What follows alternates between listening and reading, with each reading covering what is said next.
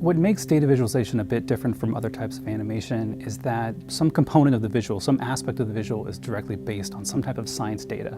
So in the case of the tour of Asteroid Bennu, the OSIRIS-REx trajectory is actually based on mission data. The model itself, the asteroid model, that is real LiDAR data that was collected from the OSIRIS-REx spacecraft.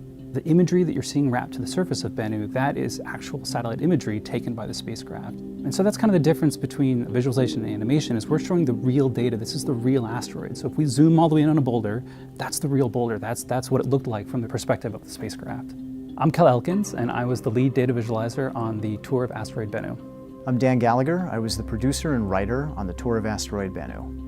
Tour of Asteroid Bennu was inspired by an earlier video that was also made by NASA's Scientific Visualization Studio, and that video was called Tour of the Moon. The visualizer, Ernie Wright, used elevation data and high-resolution imagery from a NASA spacecraft called the Lunar Reconnaissance Orbiter, and he was able to fly the camera very close to the lunar surface and show the actual textures, shadows, highlights, just the way that they would appear if you were hovering close to the surface of the moon. So we kind of borrowed some of those techniques for the tour of Asteroid Bennu, really using lighting as a way to help viewers understand the shape of Bennu and the shape of these different geological features we were zooming in on, which just it really helped the visualization come to life.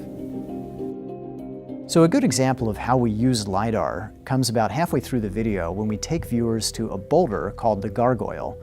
Now the gargoyle has a very complex, amorphous shape, and it looks really different when you see it from different angles in two-dimensional photographs. But when we finally got a good 3D model of the gargoyle, Kel was able to put a virtual camera down near the surface of Bennu and rotate it around the boulder in a way that we never could with two-dimensional imagery.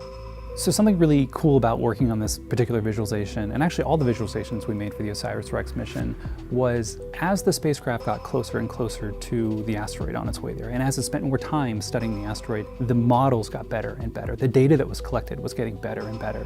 So some of our early visualization tests, we had this relatively low poly model of the asteroid, and we could only push in so far with the camera. You can't push in too far because then you just see individual polygons. But as we got further and further along, we ended up with 5-centimeter resolution tiles that you could push all the way into individual boulders. And that's just the nature of how these science missions work. The more time you spend with something, the more data collect, the better the models get.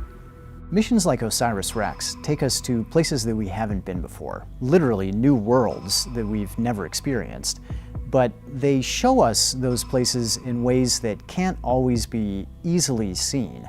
Tour of Asteroid Bennu gives us a way not only to show the public what these places are like, but it almost gives us a remote presence. It allows viewers and even scientists on the mission to see these objects up close through technology.